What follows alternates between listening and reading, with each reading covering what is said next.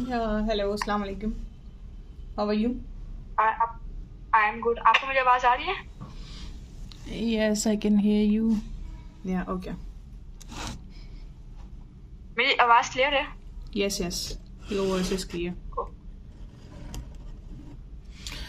Okay. So, first of all,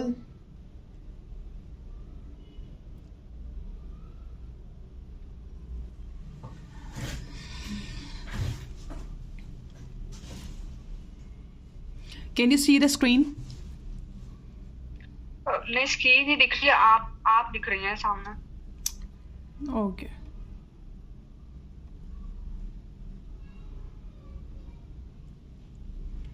Now, can you see my screen? Yes, अब दिख रही है।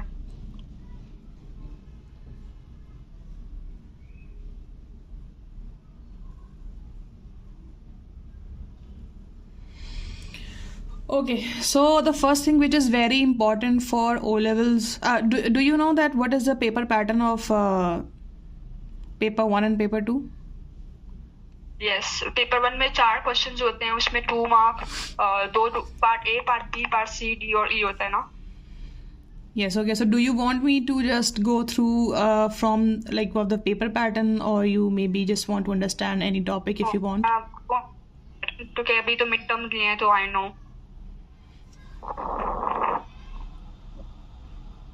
Okay, so do you know about the assessment objectives?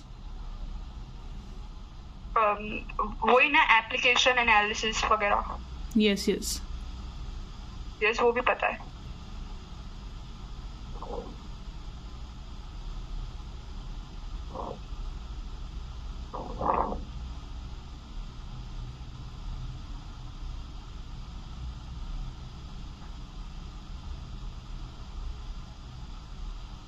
मुझे अभी काम करें, आप वो ऑब्जेक्टिव्स हैं वो करा दें एक मरतबा। Objectives, assessment objectives. Okay. Yeah, I'm just saying that how can I just fix my screen? Okay. So basically, there are 4 assessment objectives, and you can say that this is AO1, assessment objective 1, assessment objective 2. Screen WhatsApp पे या कहीं और है? क्योंकि मुझे तो WhatsApp दिख रही है। Okay, I think my screen is not sharing with you. Just give me 1 second. ये शेयर हो रही है, लगता है हैंग हो गई है।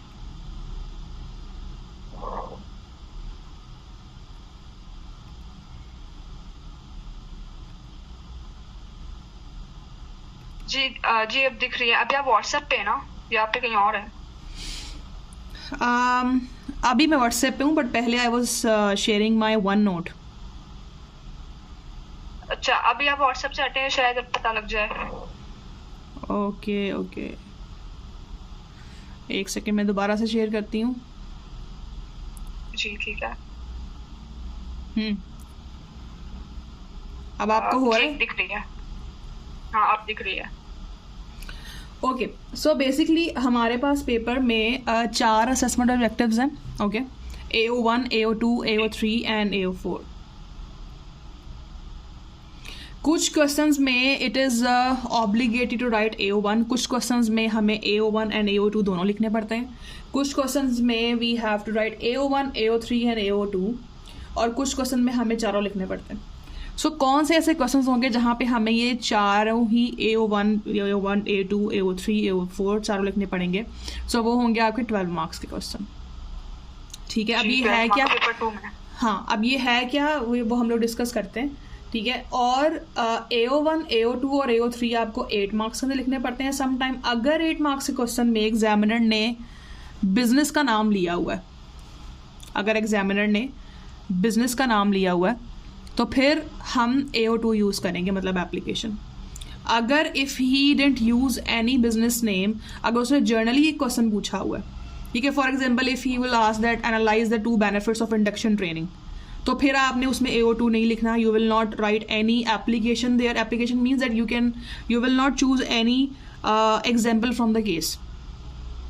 सो आप सिंपल सी कोई एग्जाम्पल यूज़ करोगे, but you will not use any information from the case. But if he would say that analyze the two benefits of induction training for ABC company, for XYZ company, जो भी वहाँ पे company का नाम है.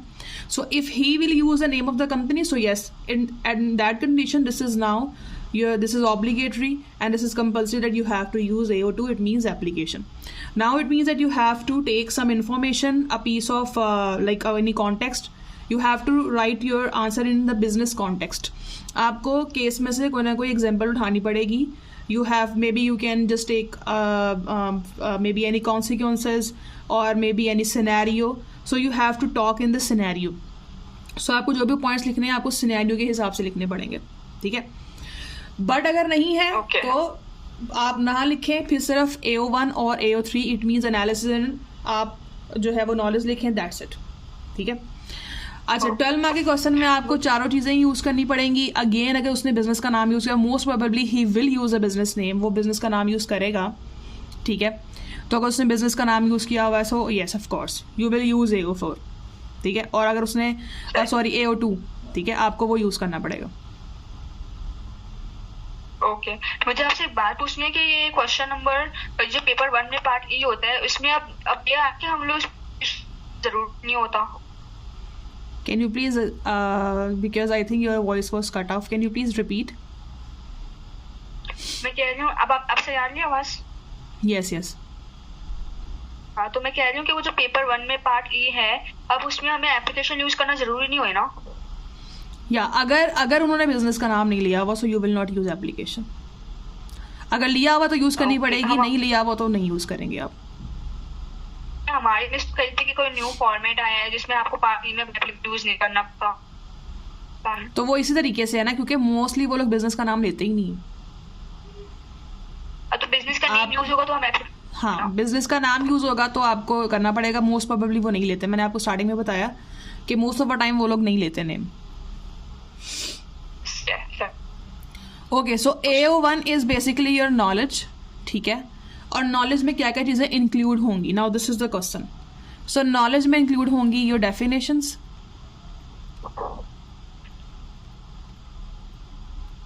Knowledge में include होंगी identification of different pros and cons, identification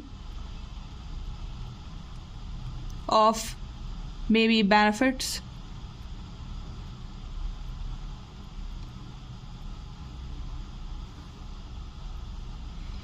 benefits, disadvantages, and ways and methods,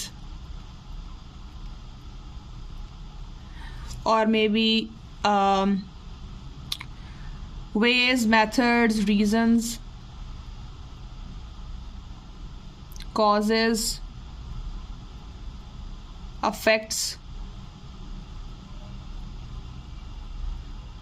सो जहाँ पर भी आप आइडेंटिफाई करोगे मेथड्स, जहाँ पे भी आइडेंटिफाई करोगे वेज किसी भी चीज़ के, maybe 2 methods of training और maybe 2 methods of motivation, 2 methods of non financial motivators. ठीक है. इस तरीके से क्वेश्चन अगर आ जाता है जहाँ पे you just need to write the benefits of any 2 methods of motivation. So first of all आपने क्या करना है, you will be identifying that method. And after that when you will be explaining it, so this will not be the part of your knowledge, but when you are identifying the methods, whether this is 2 or 1, so it means that this is your knowledge. So अगर आप 2 mark question कर रहे हो in which you have to write the definition, so of course this is again your knowledge. And when you are solving the question, so question solve करते हुए whatever the formula, like whatever the formula you are writing, this is also the part of knowledge. ठीक है.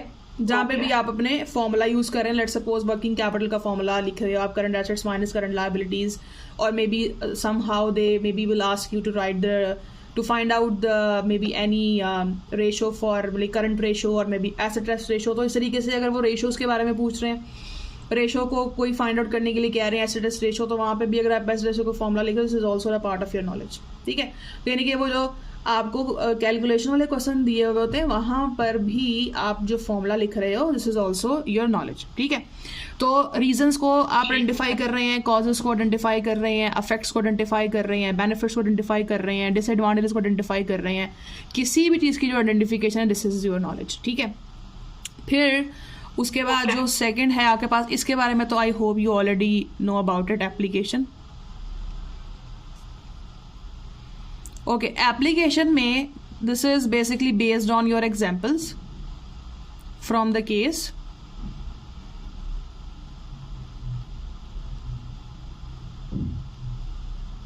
And information, whether this information is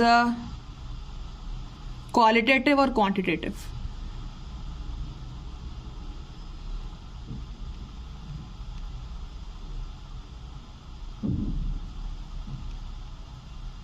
business studies में वैसे lines की ऐसा तो नहीं ना कि हमें लाइंस पूरी फिल करनी होती हैं, मतलब क्वालिटी डिपेंड होती है ना वैसे? नहीं, कैम्ब्रिज में कभी भी वो मैट्रिक वाला सिस्टम नहीं है कि you just need to fill the papers, it's not like that. Even अगर आपकी 2 लाइंस बच भी जाती हैं, अगर आपने उनकी सारी असेसमेंट ऑब्जेक्टिव्स की रिक्वायरमेंट्स अगर आपने फुलफिल की हुई हैं, तो उनको इससे कोई भी गर्ज नहीं है कि अगर आपने 2-3 लाइन छोड़ भी दी हैं, ठीक है। बट ये है, हाँ, बट ये है कि जो आपका पेपर 1 है उसमें जो 6 मार्क का क्वेश्चन होता है ना, उसमें स्टूडेंट्स बहुत ही एक्स्ट्रा लिख देते हैं और सम टाइम वो इतनी ज़रा लाइन्स लिख देते हैं जिसकी कोई नीड भी नहीं होती। तो अगर आपने कुछ एक्स्ट्रा लिख दिया है, तो अगर if you are thinking that you can get somehow extra marks, so it of course वो आपको नहीं देंगे।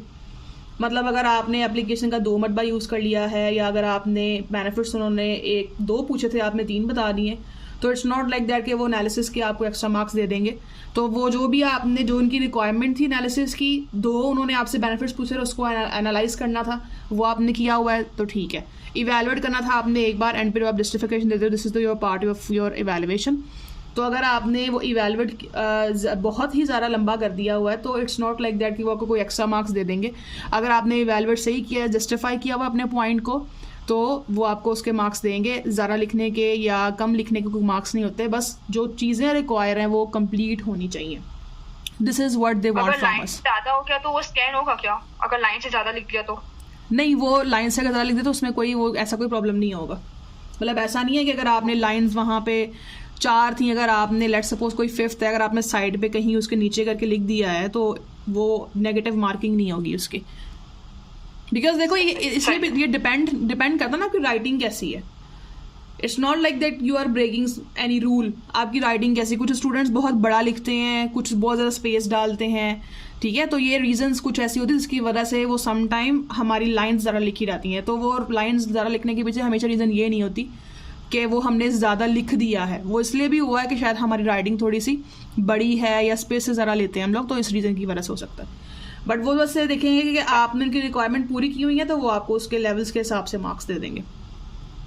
अच्छा, एप्लीकेशन में अगर आप केस स्टडी में से बहुत ही जूसी कंटेंट निकाल रहे हो, और अगर आप उसमें यूज़ कर रहे हैं क्वांटिटेटिव इंफॉर्मेशन, इट मीन्स कि अगर उन्होंने आपको जैसे टेबल दिए हुए होते हैं, टेबल में some time they will be giving you maybe the economic growth of any country. Let's suppose if we are going to relocate somewhere, ठीक है, हमारा जो बिजनेस है, they want to be like they want maybe expansion, ठीक है, जैसे हमारी business objectives होते हैं। अगर आपने वेरी फर्स्ट यूनिट किया हुआ है, तो उसमें हमारे बिजनेस के कुछ ऑब्जेक्टिव्स होते हैं, profit maximisation, profit satisficing and survival, growth, ठीक है, मार्केट शेयर इंक्रीज करना, सेल्स इंक्रीज करना। So this is basically what you want, and also you want to increase a dividend for your shareholders, you want to increase your shareholders wealth. So ये हमारे business के कुछ objectives हैं। So जब भी we want to grow, so हमारे पास क्या ऑप्शन होता है, we can merge with the other businesses, we can take over the other businesses, we can make different branches, we become the MNC, हम MNC बन सकते हैं। If we want to become MNC, we just want to reach to the international level, so we have option, we can grow maybe in different other foreign countries. तो MNC क्या है, जिसकी कोई एक branch भी एक से ज़रा मतलब दूसरी कंट्री में है, so that will become the MNC। अगर मेरी एक ब्रांच पाकिस्तान में, एक ब्रांच मेरी इंडिया में है, या फिर UK US में है, तो I will become the MNC, ठीक है। तो यानी कि मैं साथ साथ ना आपको असेसमेंट ऑब्जेक्टिव्स के बारे में भी बता रही हूँ, और मैं साथ साथ बुक की भी नॉलेज शेयर कर रही हूँ, ताकि आपको ज़्यादा तरीके से अंडरस्टैंड हो कि टीचर को किस तरीके से लेक्चर कन्वे करना आता है या नहीं आता, ठीक है। So इसलिए I am just taking the information from the book also, so that you come to know that okay, teacher has some information and you can just make or conclude that whether you want to study from me or not. Okay, so अगर आपको expand होना है ठीक है, आपके पास option है, आप बाहर एक्सपैंड हो रहे हो. So some time they will be giving information about the other country, कि दूसरी कंट्री के अंदर जो है वो इकोनॉमिक ग्रोथ इतना है, उनकी पॉपुलेशन इतनी है वहाँ पे, ठीक है, उनका इनकम लेवल इतना है वहाँ पे. यानी कि लेट्स सपोज आपने चाइना जाना है, चाइना आप अपनी एक ब्रांच लेके जा रहे हो, ठीक है, वहाँ की गवर्नमेंट ग्रांट्स देती है नहीं देती है, वहाँ की गवर्नमेंट सब्सिडीज़ देती है या नहीं देती है. I hope you know that what is subsidy and what are grants. मुझे मतलब मैं यही मान के चल रही हूँ कि आपको ऑलरेडी सब्सिडीज़ के बारे में और ग्रांट्स के बारे में पता है. जो बातें मैं बोल रही हूँ कि इसमें से कोई एक चीज़ के बारे में भी if you don't know so you can interrupt me while I am talking. ठीक है, ओके. तो सब्सिडीज़ देती है, ग्रांट्स देती है, वहाँ की गवर्नमेंट नहीं देती है. ठीक है, वहाँ के टैक्सेस रेट्स क्या हैं, it is very important to know, because of course for example if you want to open a new factory there, so you should know that what is the tax rates here, because you have to give the property tax and income property tax in China. So that's why it is very important. और दूसरा इसलिए ये भी चीज़ आपको देखनी पड़ेगी कि वहाँ पे जो सप्लायर हैं उनके पास वो मटेरियल की अवेलेबिलिटी भी है या नहीं, या फिर आपको खुद की अपनी ही कंट्री से वो चीज़ें इंपोर्ट करवानी पड़ेंगी, मटेरियल वगैरह. ठीक है, जो आपने प्रोसेस करके उसको फिनिश गुड के अंदर जो है वो कन्वर्ट करना. तो इस तरह की कुछ अगर वहाँ पे इंफॉर्मेशन है, जैसे मैंने सप्लायर के बारे में बताया, ये वो ETC, तो ये है हमारी क्वालिटेटिव इंफॉर्मेशन. ठीक है, जो कि नंबर्स के ऊपर कंसिस्टेंट नहीं है. अगर मैं बात करूँ इकोनॉमिक ग्रोथ की, अगर मैं बात करूँ वहाँ के लोगों के इनकम लेवल की, so it means that this is my quantitative information. तो एप्लीकेशन में whenever you are going to make decision, और 12 मार्क के क्वेश्चन में whenever you are going to justify your answer, और whenever you are analysing the point कि आपको वहाँ पे रिलोकेट करना चाहिए या नहीं करना चाहिए, बिकॉज आपको पता है कि 12 मार्क के क्वेश्चन में वो वेदर और नॉट वाले क्वेश्चन आते हैं. So you have to make decision कि आपको क्या करना चाहिए क्या नहीं करना चाहिए. तो अगर रिलोकेशन करनी चाहिए या नहीं करनी चाहिए, इट डिपेंड्स के वहाँ के हालात कैसे हैं. Now you will be utilising the source, the material source which you will find of course from the case study. तो आपको केस स्टडी में से सारी इन्फॉर्मेशन मिलेगी and you will be just extracting those like the numbers, और वो आप use करोगे अपने आंसर में. मतलब आप जस्टिफाई जब करोगे, या फिर अगर आप जस्टिफाई नहीं भी कर रही हैं, लेट्स सपोज अगर आप सिर्फ और सिर्फ उसको एनालाइज कर रही हैं, तो फिर आप उसमें यूज़ करेंगे. तो एप्लीकेशन में अगर आप नंबर्स यूज़ करती हो ना, सो एग्जामिनर विल इम्प्रेस. ठीक है, दूसरा और भी बहुत तरह की चीज़ें हो सकती हैं. लेट्स सपोज के आपको कंपनी की बहुत सारी इन्फॉर्मेशन दी जा सकती है. लेट्स सपोज उसके प्रॉफिट क्या चल रहा है, डिफरेंट ईयर्स में कितना प्रॉफिट था, उसकी करंट रेशो लेट्स सपोज दी हुई है. ठीक है, उसकी जो है वो एसेट टेस्ट रेशो जो है वो भी दी हुई है. ठीक है, उसकी बेसिस पे अगर आपने कोई डिसीजन लेना है, so you can use those information. Break even की कोई इन्फॉर्मेशन दी हुई है. ठीक है, अब तो खैर अब आप देख रहे होंगे कि 8 मार्क के क्वेश्चन के अंदर ना वो पूरे कैलकुलेशन वाले क्वेश्चंस दे रहे होते हैं, पूरे कैलकुलेशन वाले. उसमें वो आपको बोलेंगे कि 2 प्रोडक्ट्स हैं. ठीक है, ये 2 प्रोडक्ट्स ये कंपनी हमारी बना रही है, हमने इसमें से एक प्रोडक्ट को नहीं बनाना है और एक प्रोडक्ट को बनाना है, एक प्रोडक्ट को कैंसिल करना है, दूसरे प्रोडक्ट को बनाना है. अब now you have to justify that which product we should start, और उस प्रोडक्ट से रिलेटेड आपको कुछ इन्फॉर्मेशन गिवन होगी कि उसकी सेलिंग प्राइस क्या है. ठीक है, उसकी मतलब एक्सपेक्टेड सेलिंग प्राइस क्या होगी, उसकी वेरिएबल कॉस्ट क्या होगी, उसकी फिक्स कॉस्ट क्या होगी, उसकी फोरकास्टेड जो डिमांड होगी सेल्स की वो क्या होगी. ठीक है, इस तरीके से आपको वहाँ पे सारी चीज़ें जो हैं वो गिवन होंगी.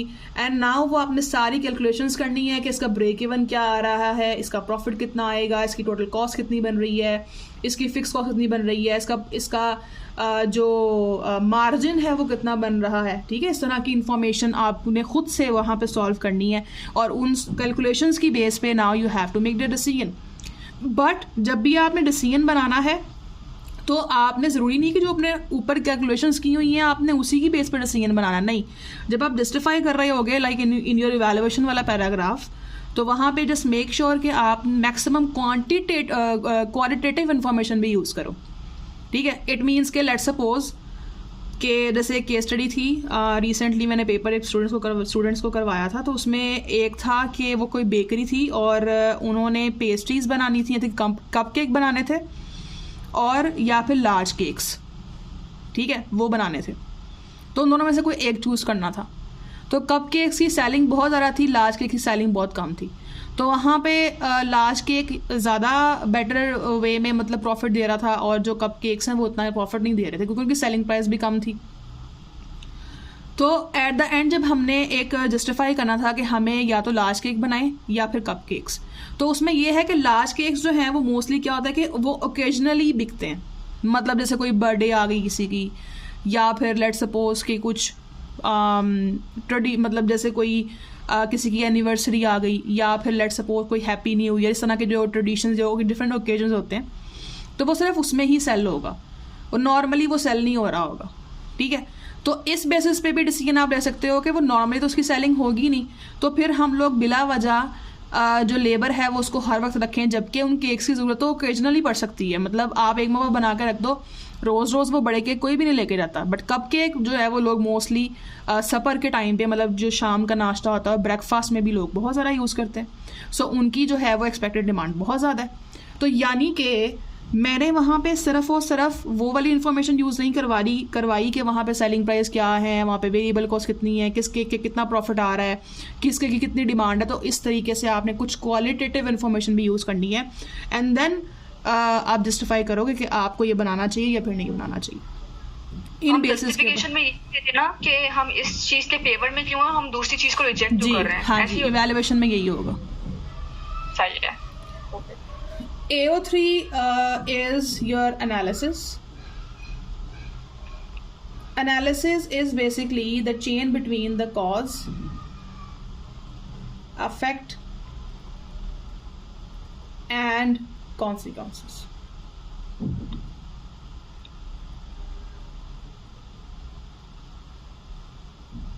So consequences can be negative and positive also. दोनों हो सकते हैं ये। अगर तो क्वेश्चन में उन्होंने बेनिफिट्स को एनालाइज करने के लिए बोला है, सो ऑफ कोर्स उसका जो आप एंड बताओगे वो प्लस में होगा, या अगर उसका नेगेटिव पूछा होगा तो वो नेगेटिव में आप बताओगे। So cause, effect and consequence. For example अगर क्वेश्चन आता है कि analyse the benefits of using JIT, ठीक है, JIT के बेनिफिट्स बताएं अगर आप ये बिजनेस यूज कर रहा है। ओके, सो JIT अगर यूज करते हैं तो मतलब JIT जो है वो हो जाएगा आपका कॉज, कि JIT यूज करने से कुछ हुआ है। अच्छा, अफेक्ट में आपने हमेशा वो चीज़ बतानी है जो इमीडिएटली होगी JIT यूज करने से, यानी कि शॉर्ट रन में क्या होगा। ये JIT क्या है? Just in time inventory. This is from unit number 4 operations. अच्छा, जस्ट सही है। ठीक है, शॉर्ट रन में क्या होगा अगर हम लोग JIT यूज करते हैं, तो शॉर्ट रन में क्या होगा। तो शॉर्ट रन के अंदर जो है वो क्या हो सकता है कि हमारी जो स्टोरेज कॉस्ट है, हाँ, स्टोरेज कॉस्ट जो है वो डिक्रीज हो जाएगी, बिकॉज ऑफ कोर्स अगर आप JIT यूज कर रहे हो तो you are not ordering the inventory on just in case कि आप बहुत सारी इन्वेंट्री मंगवा के रख रहे हैं एक बार, तो जब आपको जरूरत होगी आप तभी उसको यूज करोगे। तो शॉर्ट रन में जो होगा ना वो अफेक्ट यहाँ पे आएगा। मतलब ये जो अफेक्ट है ये बेसिकली इसका मतलब है कि JIT यूज करने की वजह से इमीडिएटली क्या अफेक्ट आएगा। फिर इसके बाद ये जो कॉन्सिक्वेंसेस है ना, इसका मतलब होता है कि आपने लॉन्ग रन में बताना है कि लॉन्ग रन में क्या होगा। अब आपकी स्टोरेज कॉस्ट जो है वो डिक्रीज होगी, प्लस इसके अलावा क्या होगा, आपको हायरिंग नहीं करनी पड़ेगी। किसकी हायरिंग नहीं करनी पड़ेगी, क्योंकि आप देखो आपकी हायरिंग कॉस्ट भी बचेगी, ठीक है, आपकी सैलरीज जो आपने देनी हुई होंगी वेयर हाउस के मैनेजर्स को वो भी बचेंगी, वेयर हाउस कॉस्ट भी बचेगी। क्योंकि देखो अगर आपने इन्वेंट्री बहुत सारी एक बार मंगवा के रखनी है तो आपको कोई ना कोई पूरा एक स्टाफ चाहिए जो कि वेयर हाउस के अंदर सिर्फ और सिर्फ इन्वेंट्री को कंट्रोल करने के लिए बैठा हुआ होगा। ठीक है, तो इस तरीके से ये सारी चीज़ें बचेंगी, और लॉन्ग रन में आपको बेनिफिट ये होगा कि लॉन्ग रन में जब आपकी कॉस्ट जो है वो डिक्रीज ही रहेगी फॉर लॉन्ग रन, तो इससे आपकी प्रॉफिट मैक्सिमाइज होगा। अब आपने ये चीज़ याद रखनी है कि जब भी आपने लॉन्ग रन में बेनिफिट बताना है तो आप सिर्फ ये चीज़ याद रखें कि उसका जो अफेक्ट है ना, मतलब जैसे मैंने ये प्रॉफिट मैक्सिमाइज लिखा हुआ है, तो जिस भी चीज़ के बारे में बता रहे हो कि JIT है या कुछ भी है, उसका जो लॉन्ग रन में अफेक्ट है वो आपने हमेशा बिजनेस ऑब्जेक्टिव्स के ऊपर दिखाना है। लॉन्ग रन का जो लिख सकते हैं, इकोनॉमीज ऑफ स्केल लिख सकते हैं, हाँ वो लिख लें। मतलब वो तो बहुत सारे बन सकते हैं ना, लेकिन मैंने तो यहाँ पे जो मेरे माइंड में इस वक्त आया वो मैंने यूज़ किया है, तो आपका जो दिल करता है आप लिख सकते हैं जो कि लॉजिकल है। ठीक है, लॉन्ग रन में जो अफेक्ट होगा वो आपने दिखाना है बिजनेस के ऑब्जेक्टिव्स पे, और बिजनेस के ऑब्जेक्टिव्स जो हैं वो या तो केस स्टडी से पढ़ के आपको पता चल जाएगा कि अच्छा ये वाले बिजनेस ऑब्जेक्टिव्स के बारे में बात की जा रही है, ठीक है, यानी कि वो वहाँ पे बता देंगे ऑटोमेटिकली। या अगर उन्होंने नहीं भी बताया तो हम लोग खुद से जान सकते हैं। कैसे? अगर उन्होंने बिजनेस ऑब्जेक्टिव के बारे में बात ही नहीं की हुई तो हम खुद से कैसे जान सकते हैं? वैसे केस स्टडी पढ़ के, मतलब केस स्टडी से ही निकलेगा? आप नहीं, केस स्टडी में ज़रूरी नहीं है कि वो आपको बताएंगे हमारे ऑब्जेक्टिव्स क्या हैं, ज़रूरी नहीं होता ये। आपको पता चलेगा लीगल स्ट्रक्चर से कि सोल ट्रेडर है या वो है जी, public limited company. Legal structure से पता चलेगा आपको। अगर वो सोल ट्रेडर है तो मोस्ट प्रोबेबली वो प्रॉफिट सैटिस्फाइसिंग की तरफ जा रहा होगा, या फिर आपको पता चलेगा इकोनॉमिक कंडीशन से।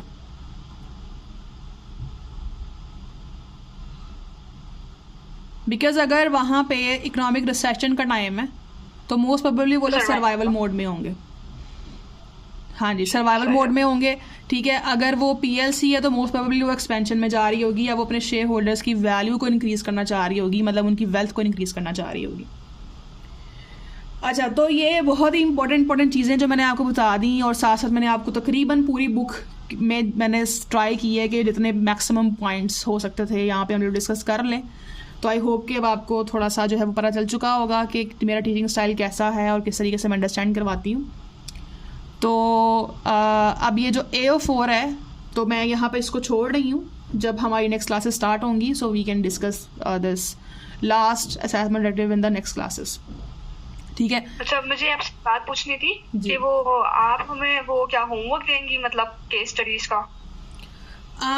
बेसिकली वो इस तरीके से होगा कि केस स्टडीज़ में आपके साथ सॉल्व करूँगी क्लास में, ठीक है।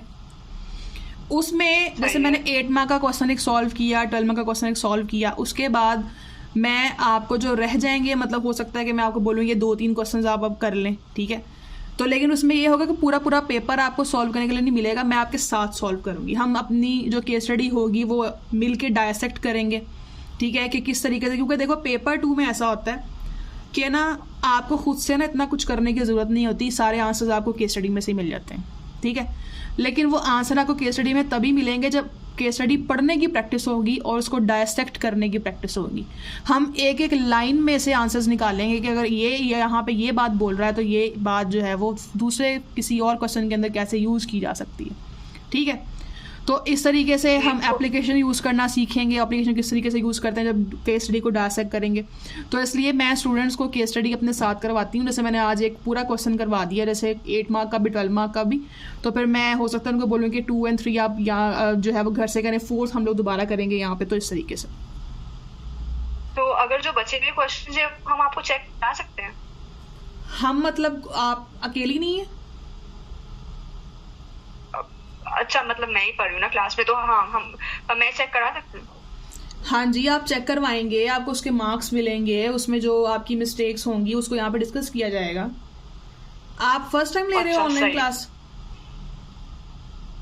फर्स्ट टाइम मैंने मैं वैसे नहीं लेती थी, बस बिजनेस स्टडीज के ले रही हूँ, तो कि मेरे को टीचर का समझ नहीं आता। अच्छा, हाँ, नहीं फर्स्ट टाइम ले रहे हो इसलिए नहीं, ये सब चीज़ें तो नॉर्मल, मतलब ये सब चीज़ें तो आपकी डिस्कस होंगी ही होंगी। जो आप पूछ रहे हो ना, होमवर्क भी मिलेगा, इसके अलावा जो कि चेक भी होगा, सब कुछ होगा। जैसे एक नॉर्मली क्लास में चीज़ें चलती हैं ना, वो वैसी चीज़ें यहाँ पे होंगी।